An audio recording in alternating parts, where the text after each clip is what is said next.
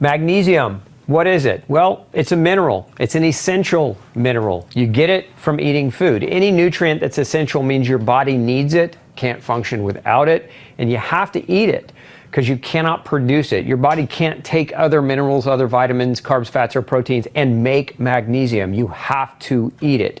Hence the term essential. Now, that being said, what does magnesium do and why is it important? Well, what we know is at least 700 functions. That's a lot of functions, and there are textbooks written on this topic. What we're going to try to do in this class is simplify it and compress it into applicable information that you can take home and start using right away in your own life to help support your health. Now, functions, some of the big functions of magnesium are hormone regulation. We've got sex hormones, and what do we mean by that? Estrogen is a sex hormone. Progesterone is a sex hormone. You need magnesium for these to metabolize them. You need it for thyroid hormone and thyroid stimulating hormone. So a lot of people have been diagnosed with low thyroid and their doctors don't even bother looking at their magnesium levels as a source or a reason as to why that's happening. We need magnesium for the production of insulin as well as the production of cortisol. Now, why are these important? Because insulin regulates blood sugar, and without it, we're going to be more prone to, type 1 diabetes, for example, is a disease where our cells lose the ability to produce insulin. And so again, that diabetes is a consequence of that. Well, not having the capacity to make efficient insulin through magnesium deficiency can also contribute to diabetes and poor ability to generate energy from carbohydrates as a food source. Then we have cortisol. Cortisol is our body's natural fire truck, right? It puts out fires. It's an anti-inflammatory stress hormone. We make cortisol to fight inflammation. We also make cortisol to wake up in the morning. Cortisol spikes in the morning when the sunlight comes through the window and hits your eyes. Cortisol spikes and it wakes up your brain. So very important hormone in our circadian rhythm, and magnesium regulates its production. And we also know that magnesium regulates the nervous system and brain chemistry. Magnesium is an electrolyte. It's oftentimes not referred to when we talk about other electrolytes like sodium and potassium and chloride, but it's very much an electrolyte, and through those actions regulates how nerves communicate to other nerves and how brain cells communicate to each other.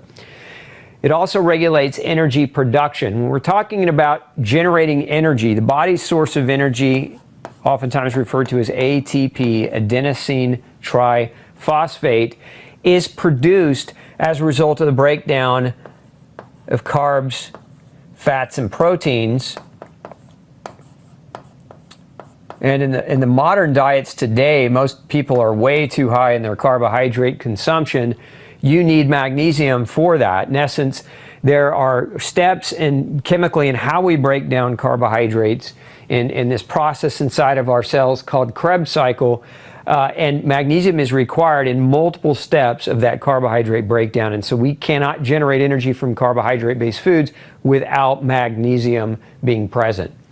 We also know it regulates muscle tone. And this is one of the reasons why cramps and spasms are common side effects. If you've ever had an eye twitch and like an eyelid, this is very commonly caused by magnesium deficiency. Remember that muscle in your eyelid, it is a muscle. So again, magnesium regulating that contractility and relaxability.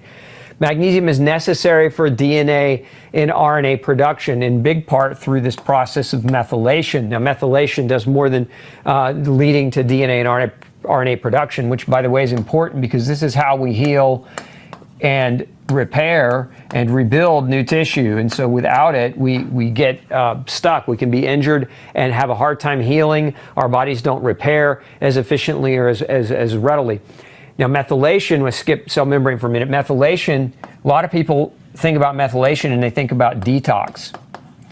And so detoxification of certain chemicals, we detoxify certain types of estrogens through the process of methylation, but a number of chemicals are methylated within the body, and it's a form, in a sense, it's the way we detoxify. And magnesium drives this enzyme of methylation called COMT. So if you've ever gone to a doctor and had your COMT gene measured, magnesium is behind that mechanism.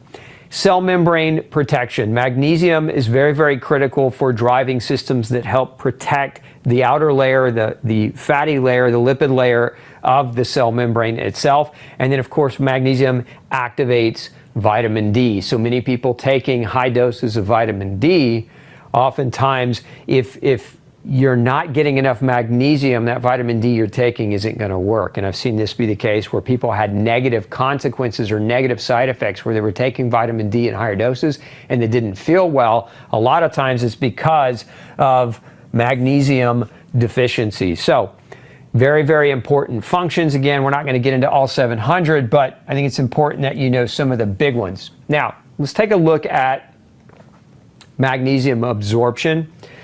The RDA for magnesium is about 400 milligrams, and that's, again, magnesium coming from food that you eat. So this chart you can see is just, it's taken from a published study, and it's just a summary of kind of where magnesium goes and which tissues it's highest in. And what I wanted to really focus on showing you here is where do we store, where do we have the most magnesium?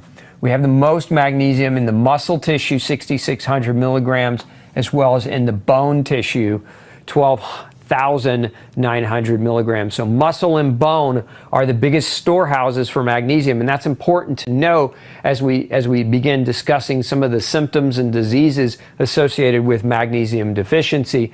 It's also important to understand that the kidneys, obviously the GI tract regulates absorption of magnesium, so if there's inflammation in the gut, this process is going to be hindered. It's not going to happen as efficiently. We also know that kidney damage, can lead to abnormal reuptake of magnesium because some magnesium is lost through the urine, but the kidney is really, really good at recycling and reabsorbing magnesium as it comes through it. So if we've got a disease, a kidney damage or kidney disease, this is also going to influence or affect our magnesium status. So again, inflammation in either of these two organs is going to impact how we maintain our magnesium storehouse.